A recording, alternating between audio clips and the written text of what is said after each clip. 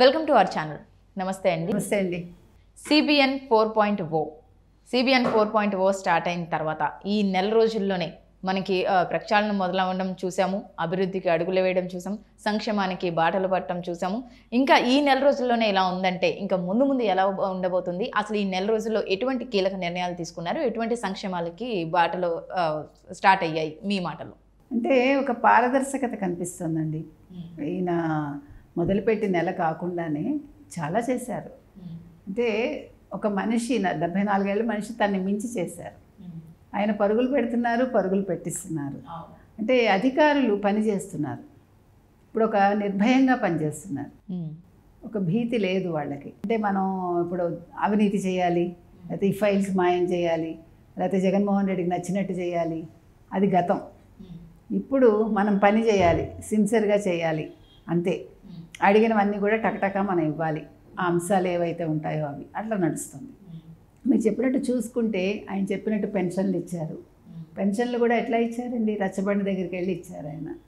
తర్వాత పర్వీన్ అనే పిల్లకి వాళ్ళు దివ్యాంగురాలు ఆవిడకి పెన్షన్ కట్ చేసింది గత ప్రభుత్వం, ఈయన వెంటనే ఇచ్చారు. తర్వాత ఆరుద్ర వాళ్ళ అమ్మాయికి 5 లక్షలు అందజేశారు. ఆ అమ్మాయికి నెలకి 15,000 పెన్షన్గా ఇస్తున్నారు.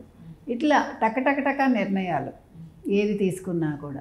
తర్వాత ఇప్పుడు శ్వేతపత్రాలు విడుదల చేశారు. ఆల్రెడీ 7 శాఖల్లో అనుకున్నారు, 3 జరిగాయి. పోలవరం, అమరావతి, విద్యుత్ శాఖల మీద శ్వేతపత్రాలు విడుదల చేశారు. ఏ ప్రభుత్వమైనా చేసిందండి ఇట్లా గతంలో? అంటే చేయాల్సిన అవసరం రాలేదు. ఇప్పుడు ఈ అవకతవకలు ఏవైతే ఉన్నాయో వీటి మీద దృష్టి పెట్టి పరిపాలన అంటే ఇది, అనుభవం అంటే ఇది, చంద్రబాబు నాయుడు అంటే ఇది అని తన మార్కు పాలన ఆయన చూపిస్తున్నారు. అంటే అసలు గతంలో ఎప్పుడూ జరగని విధంగా, అంటే ఏ రాష్ట్రంలోనూ ఇంత ఉరుకులు పరుగులతోటి పరిపాలన కొనసాగలేదు. ఆ రకంగా ఈ 4.0 అనేది ఉంది. అంటే ఒకదాని మించి ఒకటి అన్నట్టుగా ఆయన చెప్పారు కదా, నేను 95 తిరిగి అదే రకంగా పనిచేస్తానని. ఎందుకంటే 95లో ఆయన మొట్టమొదటిసారి ముఖ్యమంత్రిగా పగ్గాలు చేపట్టినప్పుడు ఆయన మరి హైదరాబాద్ ఎట్లా డెవలప్ చేశారండి? ఆయన ఎంత కష్టపడ్డారు? ఆయన బిల్ గేట్స్ని కలవటానికి కష్టపడ్డారు కదా. అంటే ఆయన మార్క్ ప్రతి దాంట్లోనూ ఆ రోజు కనిపించింది. అసలు ఎవరు నమ్మనన్ని చేశారు ఆయన. హైటెక్ సిటీ కట్టినప్పుడు అందరూ వెక్కిరిచ్చారు, ఆయన ఏం చేసినా వెక్కిరిచ్చారు, ఏంటి ఇట్లా చేస్తున్నారని. తర్వాత ఆయన ఐటీ గురించి మాట్లాడితే ఎవరు పట్టించుకోవాలా.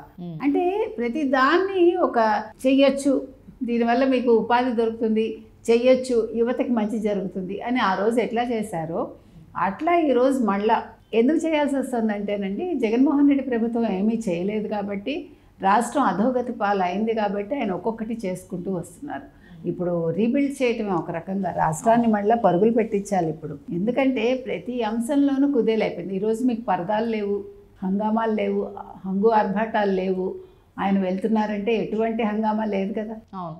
వద్దని చెప్పారు, అసలు ఆర్భాటాలు వద్దని చెప్పారు, ప్రచారాలు వద్దన్నారు. సింపుల్గా జరిగిపోతున్నాయి పనులు. చెట్లు కొట్టడాలు అసలు లేవుగా, అది ఇంకా పెద్ద విషయం. అండ్ ఇంకోటి ఆయన వెళ్ళేదారిలో ప్రజలను కూడా ఎవరిని ఇబ్బంది పెట్టద్దు, గంటలు మీరు వాహనాలు ఆపొద్దు.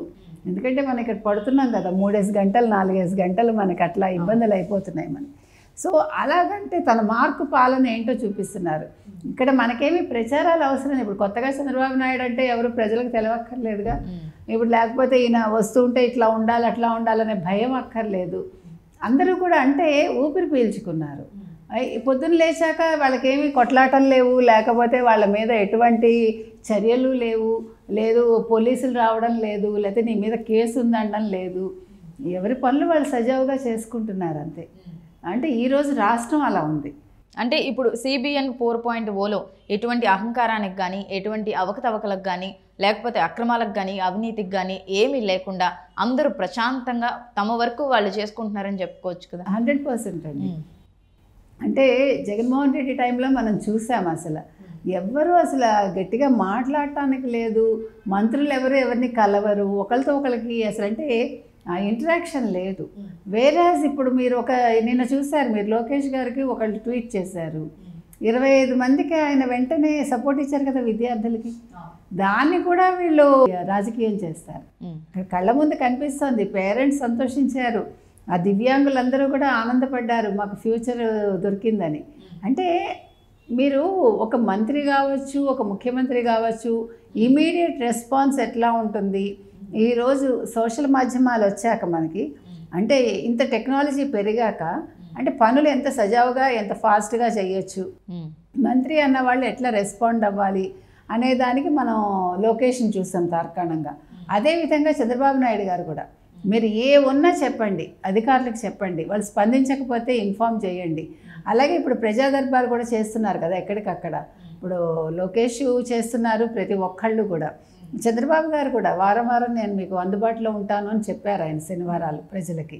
కాబట్టి ఇంతకంటే పాలన అంటే ఏం కావాలండి? ఇప్పుడు పాలన అనేది ప్రజలకు అనుగుణంగా ఉండాలి తప్ప పాలన నాయకులకు అనుగుణంగా ఉండకూడదు ఎక్కడా కూడా. అంటే నేను ముఖ్యమంత్రిని అహంకారంతో, తర్వాత ఇప్పుడు చూసారా ఆయన వచ్చాక ల్యాండ్ టైటిలింగ్ యాక్ట్ రద్దు చేసేసారు, తర్వాత పట్టాదారు పాస్ పుస్తకాల మీద ఆయన ఫోటో లేకుండా చేస్తా అన్నారు. ఇట్లా ప్రతి ఒక్కటి చెప్తున్నారు ఆయన. అంటే చెప్పింది చేస్తున్నారు వాళ్ళు. ఆయన ఏమైతే హామీలు ఇచ్చారో ఆ తర్వాత మెగా డిఎస్సి సంతకం చేశారు ఆయన ఫైల్ మీద. ఫస్ట్ పెన్షన్లు పెంచుతా ఉన్నారు, పెంచారు. తర్వాత వాటి పంపిణీ చేశారు. తర్వాత ఇవాళ డ్వాక్రా మహిళలకి చేశారు. తర్వాత కంపెనీలు వస్తున్నాయి మనకి. ఇంకా ఇంతకంటే ఏం కావాలండి రాష్ట్రం అభివృద్ధి చెందడానికి? అండ్ ఇంకోటి రేపు ఆగస్టులో 183 అన్న క్యాంటీన్లు పునరుద్ధరించారు. ఆగస్ట్ నుంచి అవి ఫంక్షనింగ్ మొదలవుతాయి. అయితే ఇక్కడ అన్న క్యాంటీన్లకు ఏంటంటే డొక్కా సీతమ్మ గారి పేరు పెట్టమని అడిగారు చాలామంది. అంటే అది మంచిదే, డొక్కా సీతమ్మ గారు, డొక్కా సీతమ్మ అన్న క్యాంటీన్లు అన్నా కూడా బాగుంటుంది. ఎందుకంటే అక్కడ అన్నగారి పేరు వస్తుంది, డొక్కా సీతమ్మ గారి పేరు కూడా వస్తుంది. కాబట్టి ఇది కూడా మరి ప్రభుత్వం ఆలోచిస్తే బాగుంటుంది. మరి ఇంకా చూసుకుంటే కనుక ఈ నెల రోజుల్లోనే మనం ఇన్ని మార్పులు చూసాము అంటే కనుక ఇంకా ముందు ముందు ఎలా ఉండబోతుంది అంటారు? ఒక ఏడాది గడవనివ్వండి. వాళ్ళు ఏమీ లేకుండానే ఇప్పుడు ఆయన తన మార్కు చూపిస్తున్నారు. ఇంకా మనకి కేంద్రం కూడా నిధులు ఇచ్చింది అనుకోండి, పోలవరం తొందరగా పూర్తి అవటానికి, అంటే పనులు మొదలైపోతాయి. పోలవరం ఉంది మనకి, 1,00,000 కోట్లు అడిగారు నిధుల్లో. అంటే అన్నీ ఇవ్వకపోయినా సగం ఇచ్చినా కూడా ఈ ప్రాజెక్టులన్నీ పూర్తవుతాయి. అమరావతి రెడీ అవుతుంది, మనకు ఒక రాజధాని వస్తుంది. 5 ఏళ్లలో నిజంగానే అద్భుతాలు జరుగుతాయండి. అంటే ఒక ఏడాదిలోనే 75mm మూవీ కనిపిస్తున్నట్టు మూవీ ప్రతిపక్షాలకు కనిపిస్తుంది. ఓకే.